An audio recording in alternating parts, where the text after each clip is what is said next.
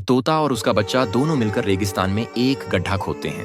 फिर तोता और उसका बच्चा पानी की तलाश में निकल जाते हैं और एक समंदर से पानी भरकर लाते हैं और उस गड्ढे में डाल देते हैं। गड्ढा पानी से भर जाता है। फिर तोता और उसका बच्चा मछलियों को उस गड्ढे में छोड़ देते हैं। समय के साथ मछलियां बड़ी हो जाती हैं। तोता और उसका बच्चा उन मछलियों की निगरानी करते हैं, लेकिन एक दिन एक जालिम भालू आता है और गड्ढे की सारी मछलियां खा जाता है। जब तोता और उसका बच्चा यह सब देखते हैं तो दोनों रोने लगते हैं, क्योंकि अभी तक किसी ने लाइक और सब्सक्राइब नहीं किया।